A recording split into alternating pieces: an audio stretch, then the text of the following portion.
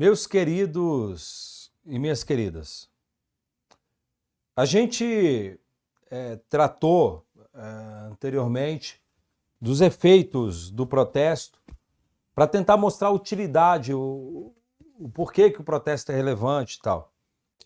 E aí falamos, primeiro, de uma certa forma ele é um meio de coerção indireta para cobrança de dívida. O protesto também acaba acarretando a interrupção da prescrição. Também ela ajuda a provar a existência de insolvência notória para efeito de fraude contra credores, o que também é uma grande vantagem.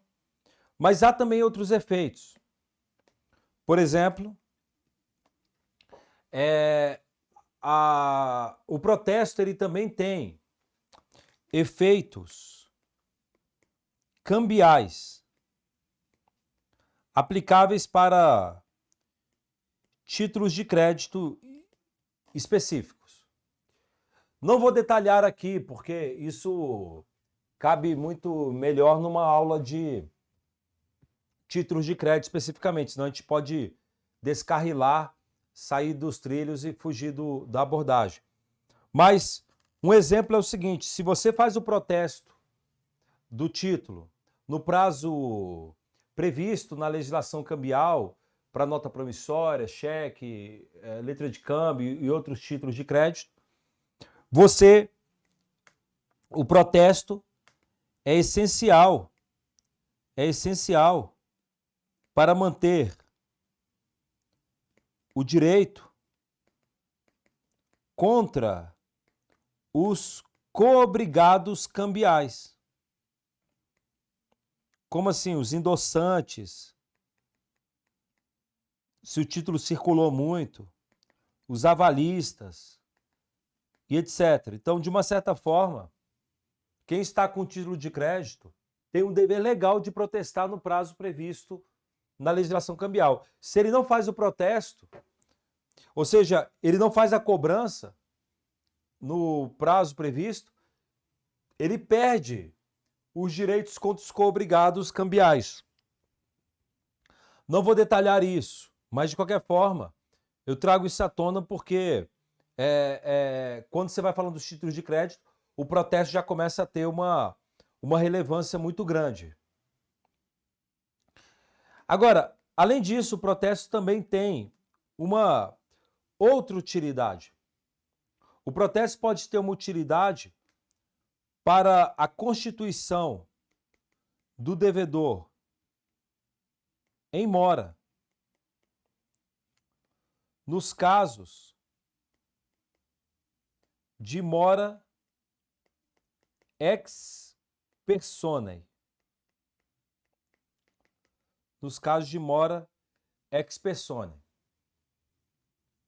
E aqui vale a pena dar uma aprofundada, porque é um conceito muito basilar, muito importante para a atuação na prática. É um conceito estrutural quando você fala de cobrança de créditos. Né? É o seguinte: quando você fala de mora é a situação, e aqui especificamente a mora do devedor, tá? Que é o nosso foco. A mora do devedor é a situação jurídica daquele que atrasou ou que atrasa ou que atrasou injustificadamente o pagamento. A grande característica de alguém que está em mora, a grande consequência prática é que, quando alguém está em mora, é cabível a cobrança dos encargos moratórios. Por isso que você diz que o termo inicial dos juros de mora é a data em que o devedor foi constituído em mora. Então, no momento que ele entrou em mora, você pode cobrar os juros moratórios. Então, esse é um grande debate que existe Um dos grandes problemas que você tem quando você vai cobrar uma dívida e tal é você saber quando que pode começar a ser cobrado os encargos moratórios, juros de mora, por exemplo. Bem, é quando o devedor está em mora. E aí você pode falar de espécies de mora, tipos de mora, quanto ao momento da constituição. E aí nós falamos que nós temos dois tipos de mora. Nós temos a chamada mora ex ré, que também é chamada de mora automática. E nós temos a mora ex personae, que também pode ser chamada de mora pendente. Esses dois tipos de mora estão no artigo 397 do Código Civil. Qual é a ideia? Qual é a ideia? Bem, antes de explicar esses dois conceitos, tudo isso pode ser entendido dentro de um princípio maior. Existe um princípio do nosso ordenamento, que é o princípio do aviso prévio a uma sanção. O que estabelece esse princípio no direito civil? Esse princípio estabelece que antes de impor uma restrição de direito, uma sanção, antes de causar um prejuízo para uma pessoa, você precisa primeiro avisá-la. Você precisa primeiro notificá-la. Para quê? Para dar a chance de defesa da pessoa, porque às vezes ela não cometeu nenhum ato, ou para dar a chance de a pessoa impedir os efeitos corrigindo o problema. Isso é uma lógica do nosso ordenamento, inclusive decorre do princípio do contraditório e da ampla defesa.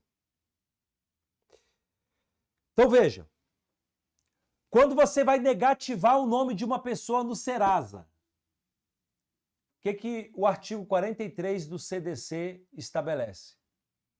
Que o órgão cadastral, o Serasa, tem que notificar previamente o devedor. Por quê? Porque você vai sancioná-lo, você vai causar um problema para ele, você vai sujar o nome do camarada. Então, antes de fazer isso, você tem que notificá-lo. A prisão civil, no caso de dívida de alimentos, você vai ver que o rito do Código de Processo Civil é de citar pessoalmente o devedor para ele pagar voluntariamente em 3 dias, ou justificar o inadimplemento. Se ele não fizer isso, aí sim você coloca ele na prisão. O nosso ordenamento tem esse princípio. E de uma certa forma, colocar o devedor em mora é também puni-lo de uma certa forma. Porque ele vai ter que pagar juros moratórios, vai ter que pagar multa contratual. Então é um tipo de punição. Então antes de você colocar o devedor em mora, você tem que notificá-lo, como regra. Para dar a chance a ele de pagar a dívida, purgar a mora, como a gente diz, que é pagar a prestação atrasada e todos os encargos moratórios. Limpar tudo, pagar tudo atrasado. De maneira que é o seguinte, o nosso ordenamento tem 2 hipóteses de constituição de mora. A primeira é a chamada mora ex ré, que ocorre nos casos de obrigações, diz o Código, líquidas, positivas e a termo. Obrigação líquida é aquela que está com valor indicado. Está liquidado. Você sabe qual que é o valor. Você lembra da liquidação de sentença? O que é liquidação de sentença? É você apurar o valor que vai ser executado. Então, obrigação líquida é quando já tem o valor. Já tem o valor. Então, você já sabe qual é o valor. Positiva é porque o devedor tem que praticar uma atitude para poder pagar. E a termo é porque é um evento futuro e certo, principalmente datas. Então, quando você pega, por exemplo, um boleto bancário,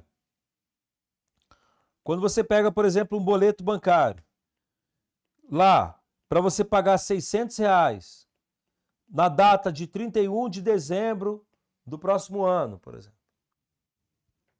Você tem aí uma obrigação líquida, positiva e a termo. Nesse caso, o momento da constituição do devedor em mora será a data de vencimento. Ou seja, vai ser a data do advento do termo. Aí você diz, mas, professor, você disse que antes de você ser punido, você tem que ser notificado para ter uma chance de corrigir o problema ou impedir o prejuízo. Sim. Nesse caso, os romanos, de forma metafórica, dizia que o devedor vai receber uma notificação, só que é uma notificação celestial. Quando, no dia 31 de dezembro, o sol raiar, entre os raios que serão espargidos pelo sol, haverá um raio lá comunicando, pague a dívida hoje. Os romanos diziam isso com um brocado latino, que é dies interpellati pro homine. O dia, a data, é uma interpelação para o homem. O dia interpela o homem. Ele já foi interpelado, ele foi notificado pela natureza. Porque, como é um evento futuro e certo, ele já sabe que tem que pagar.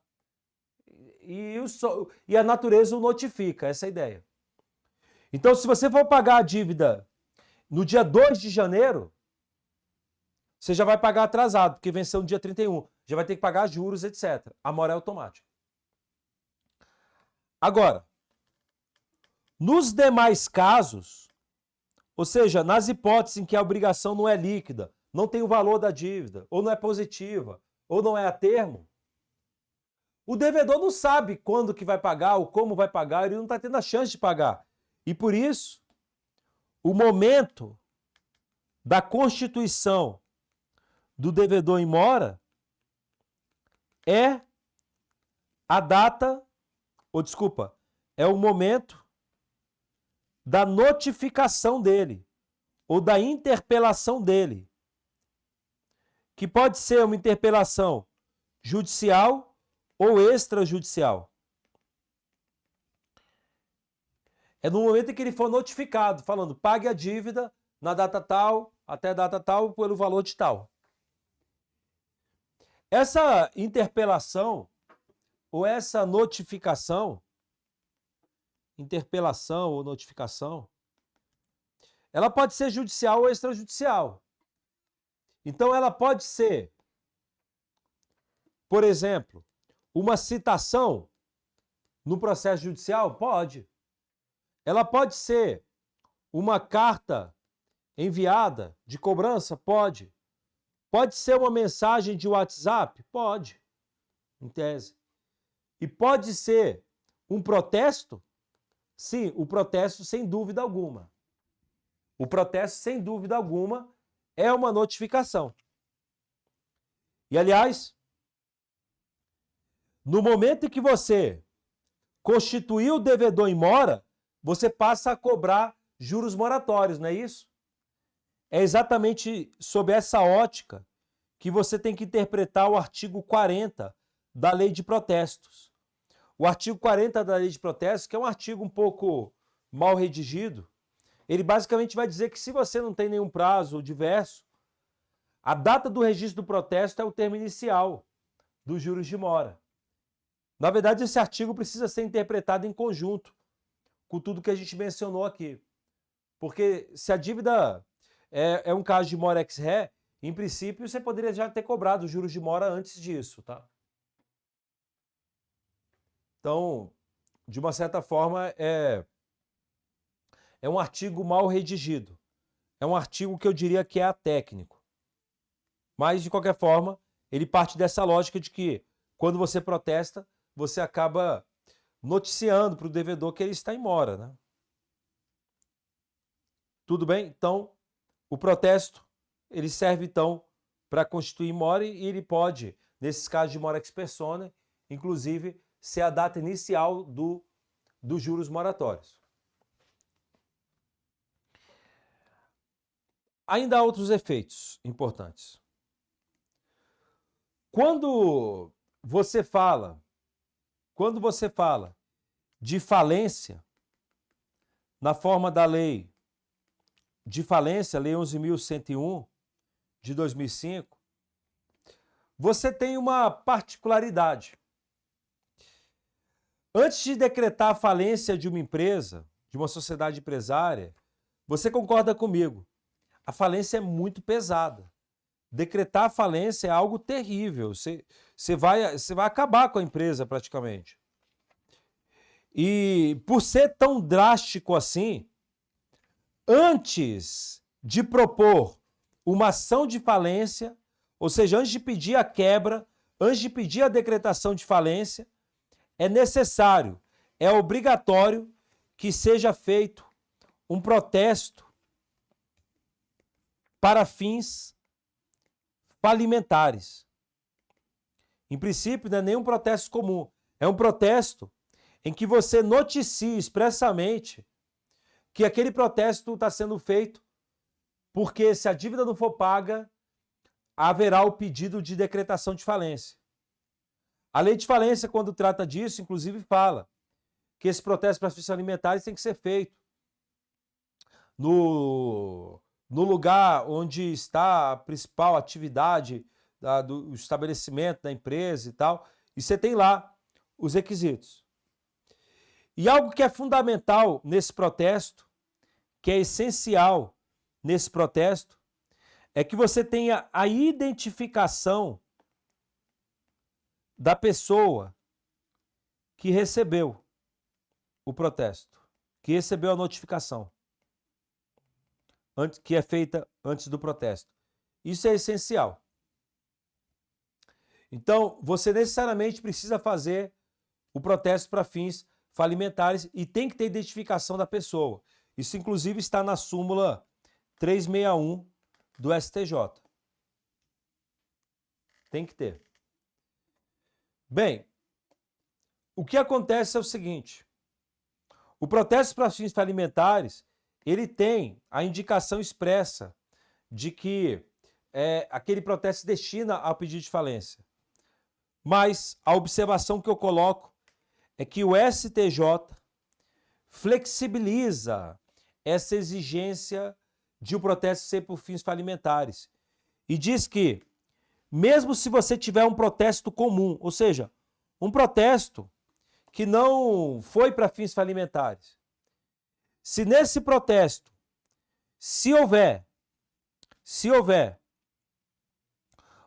as formalidades do protesto para fins falimentares,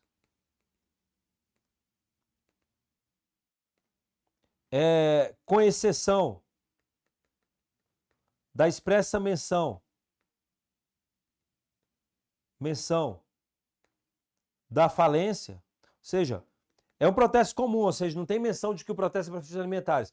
Mas se tiver todos os demais requisitos, e que requisitos são esses? Por exemplo, a identificação da pessoa que recebeu. A realização do protesto no local do principal estabelecimento. Porque o protesto para fins falimentares, ele não é feito necessariamente na sede da pessoa jurídica, não. É no lugar onde está o principal estabelecimento. É o que tem é o que é exigido de acordo com a doutrina falimentar. Se você faz o protesto dessa maneira e você identificou a pessoa, esse protesto acaba tendo, na prática, a mesma eficácia de protesto para fins alimentares. E a doutrina diz que esse protesto comum, com todas as formalidades, também é apto para permitir a falência, a decretação da falência. Então, isso é entendimento do STJ, bem tranquilo, tá? Detalhe, a pessoa que recebeu não necessariamente é o devedor propriamente. Tem que ser no local, né? Então, pode ser, por exemplo, funcionário da empresa que, em princípio, não tinha poderes formais para receber. Em tese, sim. Em tese, se a empregada recebeu, o empregado recebeu, tá valendo. Tudo bem? Então, importante ter essa noção. Inclusive, eu aproveito aqui para lembrar que existe uma classificação do protesto quanto ao tipo. E aí a gente fala que você pode ter um protesto comum e você pode ter um protesto especial dentro da classificação doutrinária. O protesto comum é aquele usado como regra geral na forma da lei de protesto, que segue o procedimento normal. E o protesto especial é o protesto que segue regras específicas. E, basicamente, a única hipótese que nós temos de protesto especial propriamente é o protesto para fins falimentares.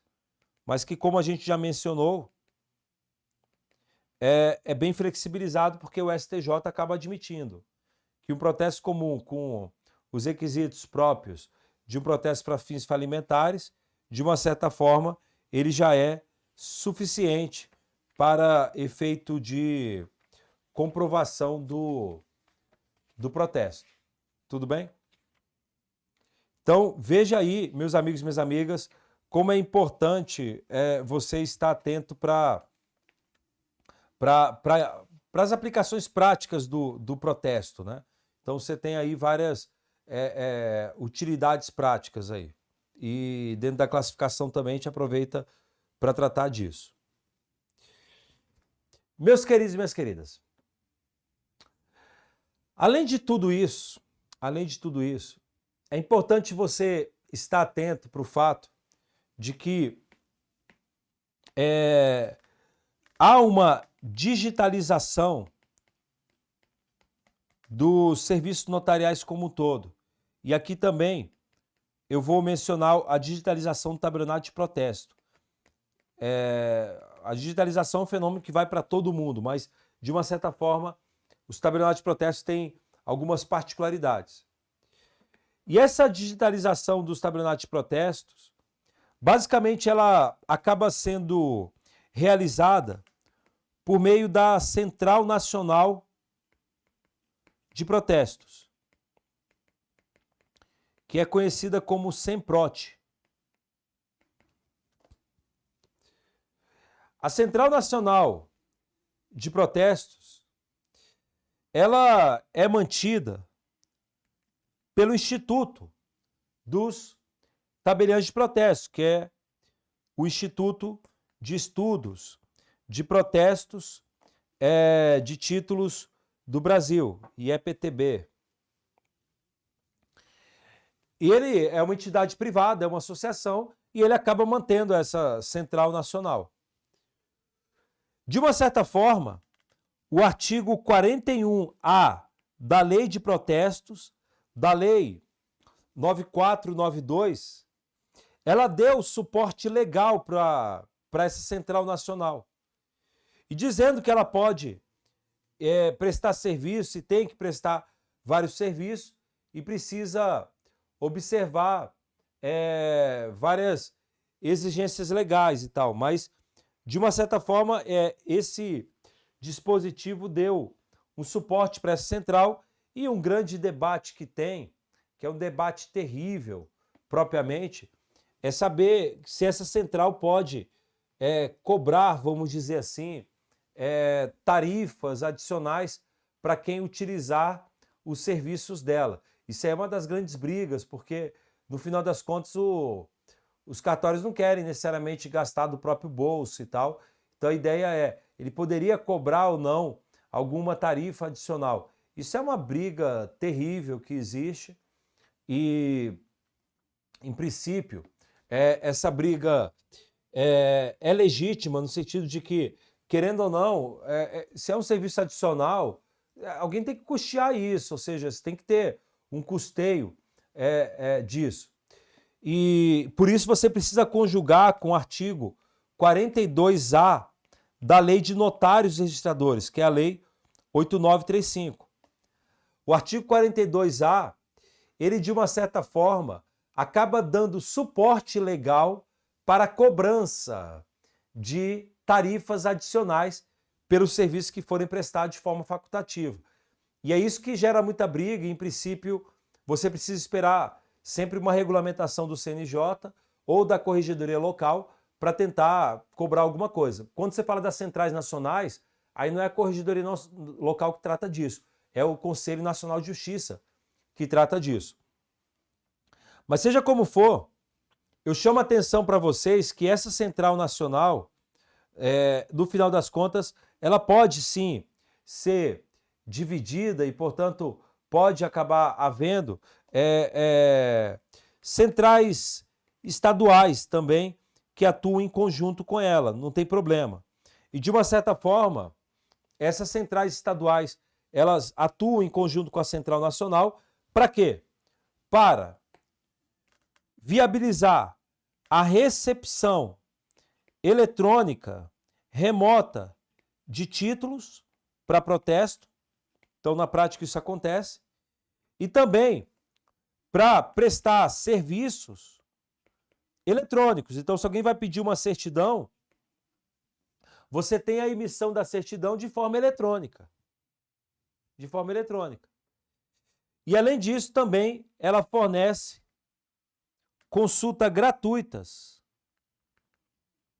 de protestos ativos, vou colocar assim, no Brasil inteiro. E essa pesquisa gratuita, ela é obrigatória por força da lei de duplicatas eletrônicas, que modificou a lei de protesto e tornou isso obrigatório. Muito bem. Eu até queria, só porque o meu objetivo é que todos saiam nivelados no tema. Eu sei que tem gente aí que já sabe tudo de cartaz de protesto e daria para a gente começar a puxar questões extremamente complexas, mas há outros que, na verdade, não tem tanta noção e tal. E a minha ideia é que fique nivelado, todo mundo consiga pegar tudo. E especialmente com um olhar prático disso. Então, para poder ficar mais perceptível, mais fácil, né, de entender, eu vou até pegar aqui de curiosidade, né? Vamos entrar no site da Central de Protestos, né, da Semprot. Você tem lá o site Pesquisa de Protesto aqui, né? pesquisaprotesto.com.br. Então, você, quando entra no site, calma aí, tem aqui para você poder fazer o login e tal, mas também você pode fazer, quando aparece aqui no protesto, você pode enviar títulos ou você pode consultar o CPF. Então, se você colocar aqui o CPF, vai aparecer se existe ou não algum protesto no nome da pessoa. Então, sei lá, vamos colocar aí um número aí qualquer de CPF à toa aí. Vamos ver, deve existir aqui. Você vai e coloca. No meio que você faz, tá inválido, não deu certo aqui. Mas quando você faz a consulta de protesto, ele vai pesquisar no Brasil inteiro, em todos os cartões de protesto, se tem algum protesto ativo ou não. Claro, protestos cancelados, né, não vão aparecer. Mas, não deu errado aqui. Mas você também tem aqui, em princípio, quando você já tem um título protestado e você pagou a dívida, o credor vai te dar uma carta de anuência. Na verdade, é uma autorização para você poder baixar o protesto. Em princípio, quando o credor já tem convênio, ele já faz essa liberação no próprio sistema. Se não tiver, você eventualmente tem aqui a possibilidade de tentar mandar propriamente essas cartas e tal. A central também fornece esse serviço. E você ainda tem também os editais, porque as publicações dos editais, no final das contas, quando se fala que tem que publicar em edital, ninguém publica mais em jornal, nada disso. Eles acabam publicando em editais eletrônicos, que nem são assim tão lá muito fáceis de ver e tal. Deveria ser uma coisa muito mais amistosa, assim, né? Mas de qualquer forma, você tem aqui alguns serviços. Então, eu trago aí para vocês como forma de mostrar que tem funcionado de uma certa forma. Tem muita coisa ainda que pode aprimorar, mas de uma certa forma tem funcionado esse serviço. Tudo bem? Então, quando a gente fala do cartório de protesto, a gente tem que estar atento para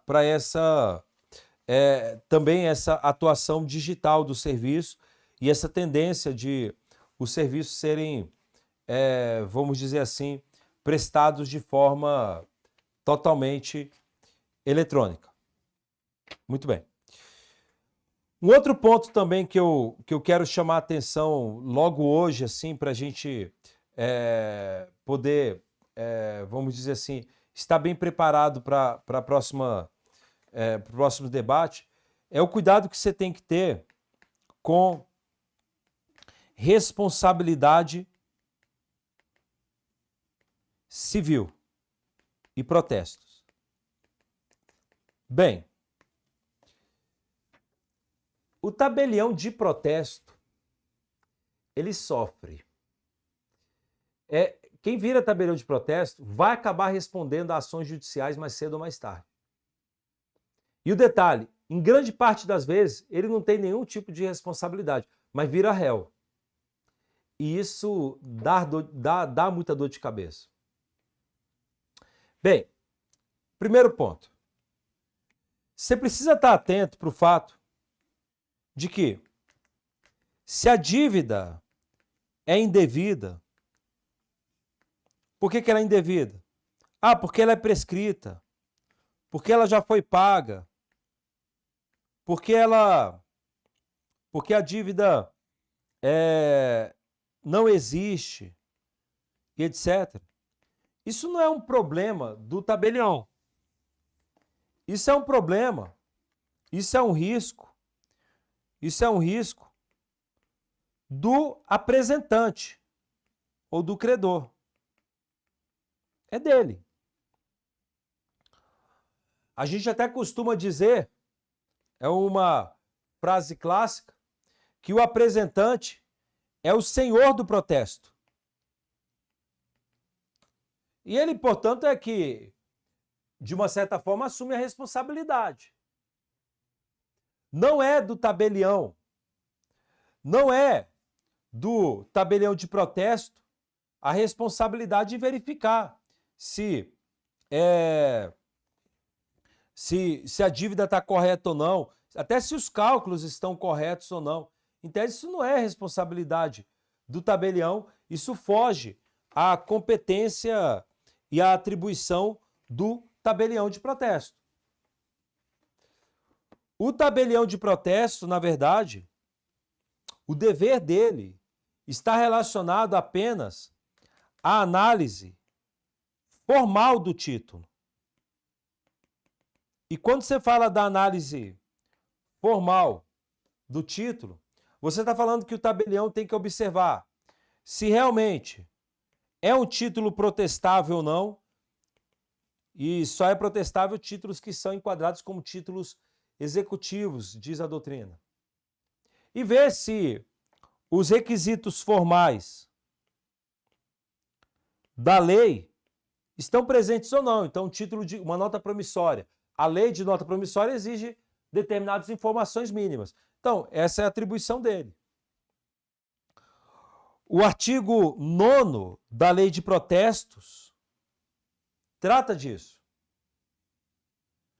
E diz que, de uma certa forma, isso é, sim, um risco do tabelião e, obviamente, do apresentante, óbvio. Mas o tabelião também, porque ele tem um dever de fazer esse tipo de análise. O próprio artigo 9º até fala que ele não tem nem que analisar se tem prescrição ou decadência.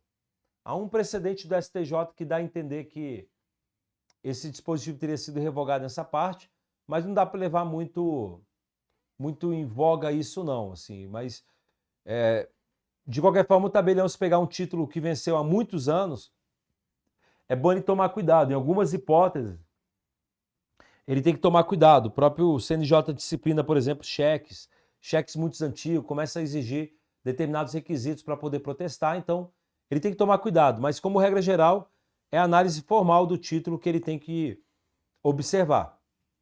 E por isso, ele pode responder civilmente se ele eventualmente protestar um cheque que formalmente não tinha os requisitos de um cheque. Mas poderia. Então, são poucas situações, provavelmente, que ele responderia. É interessante ainda que quando você fala de protesto indevido, o protesto indevido, como regra, diz a doutrina, ele gera dano moral presumido ao devedor, né? Dano moral presumido também é chamado de dano moral in re ipsa. Por quê? Quando que nós falamos que existe um dano moral presumido? Você fala que tem um dano moral presumido quando você considera que o dano moral é comprovado pelas regras da experiência comum, que está no artigo 375 do CPC. O CPC diz que você pode considerar que um fato está comprovado se ele condizer com aquilo que geralmente acontece. Tem até um brocado latino, id quod plerunque accidit, né? Se estiver de acordo com aquilo que geralmente acontece. E o STJ diz, geralmente uma pessoa que está com o nome protestado, ainda mais levando em conta que quando você protesta também vai para o Serasa, essa pessoa acaba sofrendo dano moral mesmo. Porque ela começa... Uma pessoa que está com o nome sujo, ela às vezes, para não mostrar para os amigos que está com o nome sujo, ela simplesmente começa a dar desculpas para não sair. Todo mundo fala, vamos viajar. Ela, não vai dar não e tal, porque a pessoa fica com medo de ter que... Não consegue parcelar, pode sofrer constrangimentos, o cartão de crédito daqui a pouco é bloqueado. Então a pessoa começa a se acanhar socialmente. Então dá para dizer sim que tem um dano moral presumido. Essa é a regra. Mas cuidado, porque há exceções. Por exemplo, o STJ é bem pacífico em dizer que se já havia, se portanto já existia, se tem uma pré-existência de protesto, ou seja, é feito um protesto irregular, só que o camarada já estava com o nome sujo. Nesse caso, não há dano moral. Por quê? Porque o camarada já estava com o nome sujo. Ah, o segundo protesto foi indevido. Sim, o segundo protesto foi indevido. Mas isso não abalou a imagem, não abalou a imagem do camarada, porque ele já estava sujo. Como é que você vai sujar quem já está sujo? Já está sujo, ué. Então não gera dano moral. O STJ, portanto, é bem pacífico em dizer que se você já tem um título protestado, beleza, não tem condenação a dano moral nessa hipótese. Tudo bem? Outra coisa, o STJ entende que o mero protocolo, que é chamado também de apontamento, o mero protocolo do título a protesto não gera dano moral, ainda que a dívida seja indevida. O dano moral só acontece quando já ocorreu o protesto, quando acontece o protesto. Por quê? Porque, querendo ou não, quando você tem um protocolo do título a protesto, o devedor é notificado ainda para pagar. ainda não houve o abalo ao crédito, não houve ainda um problema na imagem do devedor. A reputação dele ainda não foi atingida. O mero apontamento, ainda que irregular, não gera dano moral. É só quando o protesto acontece. Tudo bem? E detalhe, o STJ também diz que quando você tem apenas um mero excesso de valor ou do valor protestado, ou seja, o camarada protestou um título e disse que a dívida era de R$100.000, só que a dívida era de 90 mil, só teve um excesso. Quando você tem apenas esse excesso, propriamente, mas mostra que a dívida é devida, isso por si só também não gera dano moral. Não gera dano moral. Porque a dívida é devida e ela não foi paga, de qualquer jeito ela não foi paga. É claro que se o devedor tiver pagado o valor correto e tiver depositado o valor incorreto, aí são outros 500, mas ele nem o valor correto, nem o valor incontroverso, vamos dizer assim, ele depositou, então não dá. Então, é uma outra exceção também que é importante ter no radar, tá? Então, quando você fala de protesto propriamente, você tem dano moral nesses casos. Mas percebe que em todas essas hipóteses, como regra geral, nesses casos, quem responde é o credor, é o apresentante. Ele que tem legitimidade passiva, ad causa, para esses casos em que a dívida é indevida. Não é o tabelião. Em princípio, você não pode pedir indenização contra o tabelião. Se você colocar o tabelião no polo passivo, você pode ser, daqui a pouco, condenado a pagar, inclusive, honorários sucumbenciais, porque, em princípio, não é uma falha do tabelião. Tudo bem? E ainda, é claro, o procedimento do protesto, ou seja, a notificação que tem que ser feita e tal, isso, na verdade, é um risco do tabelião. O tabelião é que tem que fazer a notificação adequadamente e tal. E se eventualmente o protesto for lavrado sem a notificação e tal, aí a responsabilidade é do tabelião. A responsabilidade é do tabelião. Tudo bem? Importante. Quando nós falamos de prescrição, pode? Faço até questão, por favor. Tem um problema que eu vejo nos protestos, que muitas vezes o cartório, ele só, quando ele faz a notificação, ele coloca na resposta documento, endereço inexistente. E aí ele lavra o protesto. Né? Isso seria uma falha no procedimento? Em princípio, sim, porque teria que fazer a intimação por edital. Mas provavelmente ele faz a intimação por edital. Sim.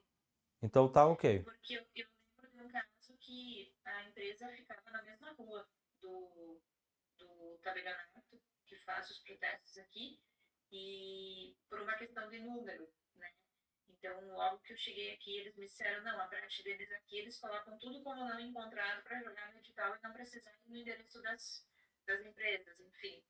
Olha, a rigor, de modo frio, ele tem que ir no endereço que está no papel, na letra fria do papel. Sim. Mas se comprovar que é uma empresa que é vizinha e que era de fácil percepção e tal, isso é uma conduta de má-fé do tabelião. O tabelião também, como agente público, tem que agir de boa-fé. E isso, portanto, pode lhe trazer responsabilidade civil, sim. Agora, não dá para presumir que o tabelião sabe dos endereços, assim, mesmo na rua dele. Mas, por exemplo, sei lá, vai protestar. Exato, a cidade não é tão grande, aí tem um shopping. e vem um protesto do shopping. Todo mundo sabe onde fica o shopping. Aí realmente pode dar problema para o tabelião. E eu, em princípio, caberia indenização contra ele. Tranquilo. Muito boa a questão. Agora, uma questão interessante é o seguinte.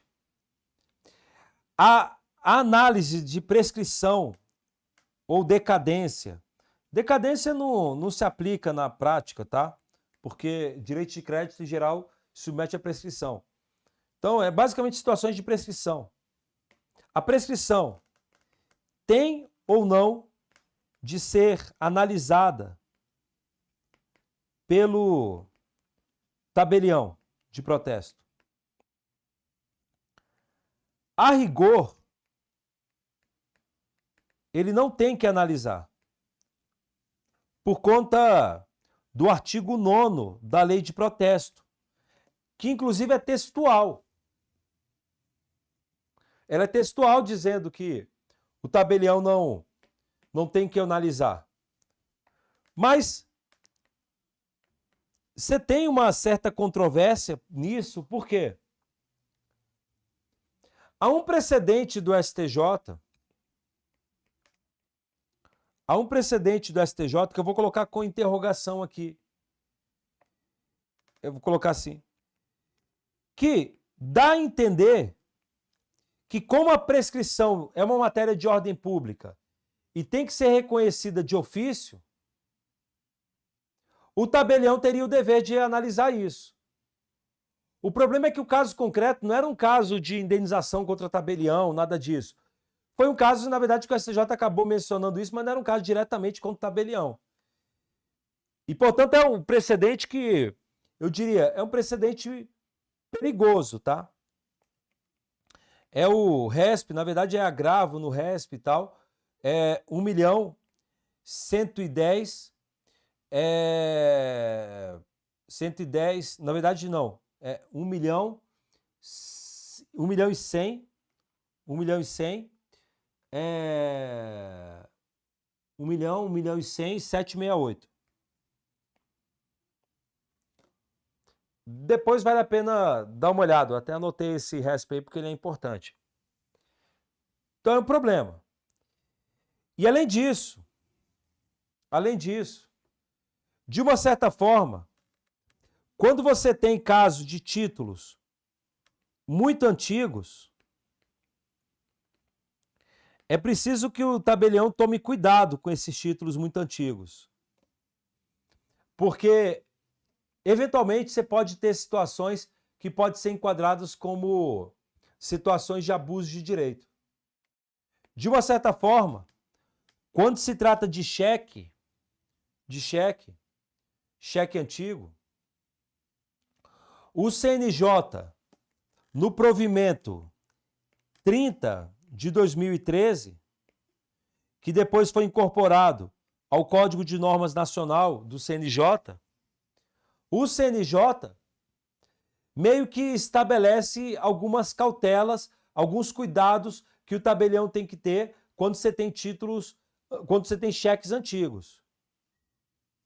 E aí tem algumas cautelas. Então, se o cheque tem mais de um ano, por exemplo, você tem que pedir um comprovante de endereço atualizado. E aí você pede para o próprio banco emitente emitir essa declaração de endereço do camarada. Então você tem alguns tipos de cautela. As normas de serviço da Corregedoria Geral de Justiça de São Paulo até são um pouco mais incisivas e colocam situações de abusos de direito. Então, se você tem um cheque que foi emitido há mais de 5 anos, você tem um indício de abuso de direito. E aí, quando você tem indícios de abuso de direito, você deve se abster de fazer o protesto. Porque provavelmente já está prescrito. Um cheque tem 30 anos. Deve estar prescrito. Então, de uma certa forma, você acaba tendo um dever do tabelião de protesto de meio que analisar nessas situações de indício. Para cheque tem previsão expressa. Para os outros títulos não tem previsão expressa. Mas ainda que não tenha previsão expressa, é importante ele tomar cuidado. Então, o tabelião tem que dar uma passeada nos olhos. Eu diria que o recomendável ao tabelião é que ele avalie, sim, erros grosseiros ou vícios notórios. E isso ele deve analisar, porque apesar do artigo 9º, apesar do texto do artigo 9º da lei de protesto, ou seja, apesar dessa ideia de que ele só analisa questões formais, o CNJ, com o provimento 30, que depois foi incorporado ao Código de Normas do CNJ, e a tendência da jurisprudência é meio que falar que o tabelião ele não é cego. E se é um tipo de vício facilmente perceptível, ele deveria ter percebido. E ele pode ser responsabilizado. Então, por exemplo, se você tem um valor manifestamente diferente do indicado no título, isso é um erro grosseiro. Imagine que você tem um cheque que conste que foi emitido para um pagamento de uma dívida de R$100 e o apresentante declara que o crédito é de R$20 mil. Está manifestamente discrepante, não tem muita lógica. Não dá para aceitar isso. Ele não deve aceitar o protesto. Até porque se o devedor é intimado para pagar R$20 mil, ele não vai ter R$20 mil. Ele pode ter R$100 eventualmente. Isso pode até inibi-lo de pagar voluntariamente e o protesto vai ser lavrado. O tabelião pode acabar sofrendo não só punição disciplinar, eventualmente, ou até como responsabilização civil. Então, situações de diferenças brutais de preço, ele deve fiscalizar. Agora, cuidado. Tabelião não é contador. Então, em princípio, cálculo de atualização da dívida, isso é responsabilidade, é um ônus do apresentante. Em princípio, o tabelião não tem dever de corrigir o cálculo da atualização monetária.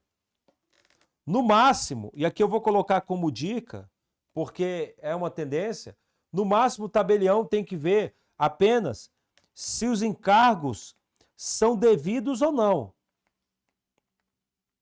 Mas não fazer o cálculo. Então, em princípio, ele teria que ver isso. Porque se eu apresento lá uma planilha dizendo que a dívida atualizada é de R$10 mil e cobrando juros e cargos moratórios, no mínimo o tabelião, se é um contrato, por exemplo, de locação, né? Ele tem que ver se no contrato tem previsão de juros, correção e tal. Pelo menos isso é importante dar uma olhada. Porque se ele não olhar, ele corre risco.